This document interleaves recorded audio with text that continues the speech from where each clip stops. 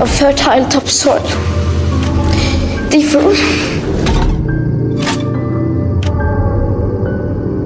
Deforestation of our great forests, toxic air pollution, loss of insects and wildlife. Environmental pollution contributed to the deaths of about 9 million people in 2015. That's nearly 15 times as many deaths from war and all forms of violence. That staggering figure comes from a study published this week in the medical journal The Lancet. Here's Anna Werner.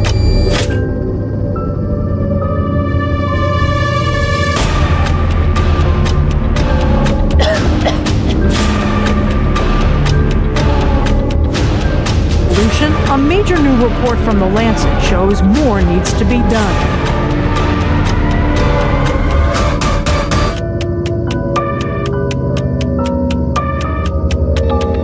So we begin a half hour with the noticeable change in the air today.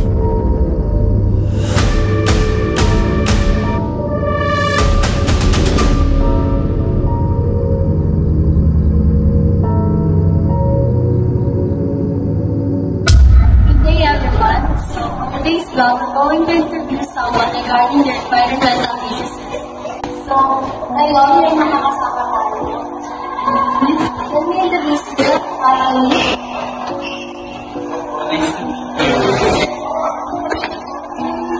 First of all, thank you for giving this interview.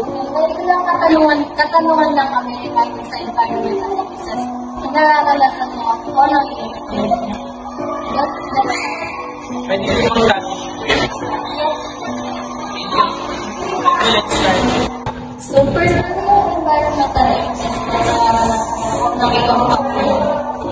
One of the main problems when it comes to our environmental issues is first, yung hindi pag-segregate ng tamang.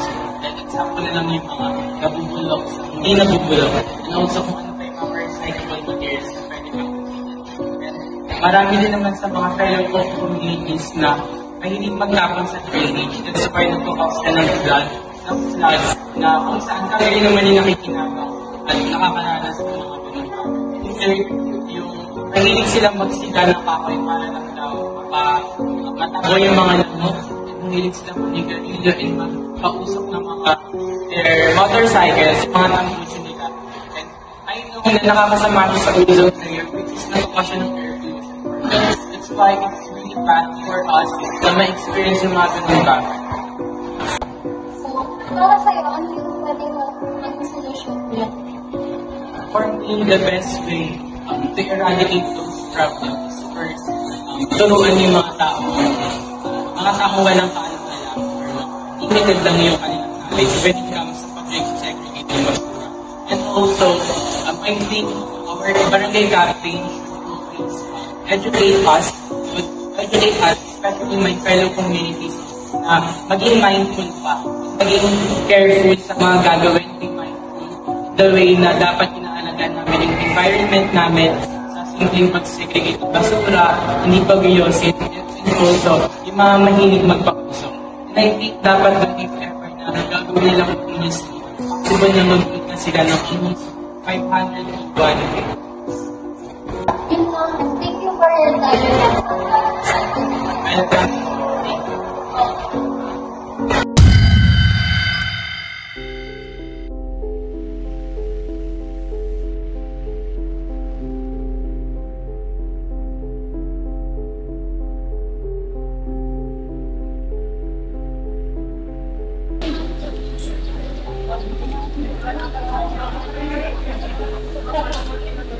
Ay, sobrang init. Kaya nga mo na tubig. Bago-bagong init, sumasakit na yung ulo ko.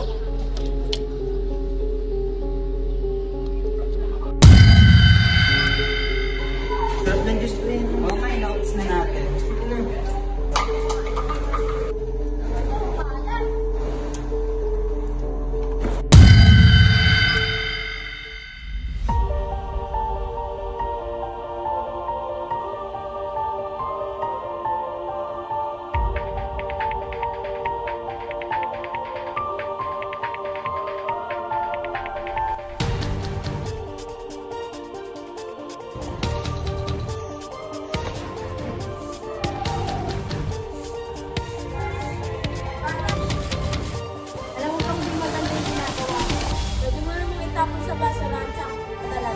Pulutin mo yon. Okay po, pasensya.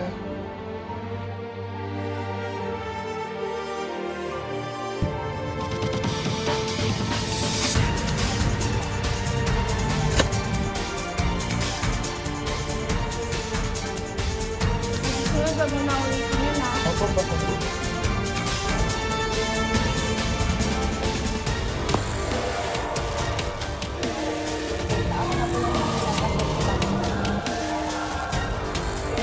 Uy, bakit mo naman dito? Baka loob mo ng tao. Ano, naglasap pa tayo?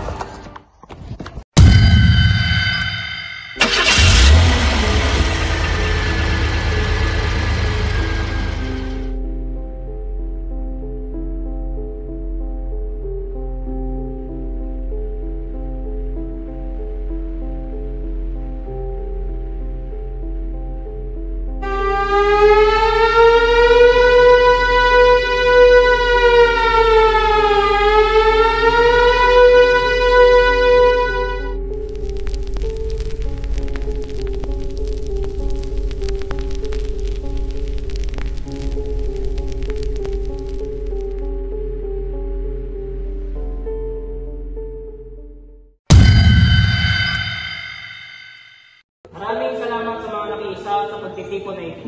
Nais kong ipaalam sa inyo na simula April Gates ay ang sino mang makikita magtatapon ng basura sa sana o kanal.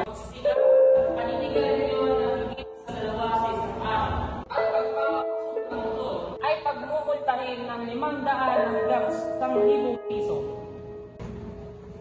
Hindi man tama yun. Ano pang binibigis nga, di ako makabili. Kaya nga, ano naman po yan? Di ba mga kasama? Kalma, mga kababayan. Para sa atin din naman ito. Dahil napapansin ko na kumakalat na ito sa ating lugar.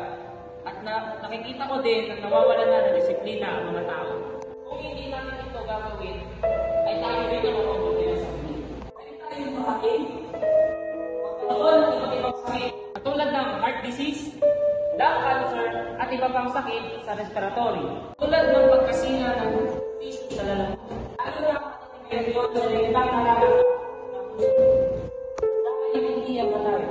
Kaya ngayon, kailangan natin maglinis ng kapaligiran. Ayos lang ba sa inyo? Yes, God, ayos lang!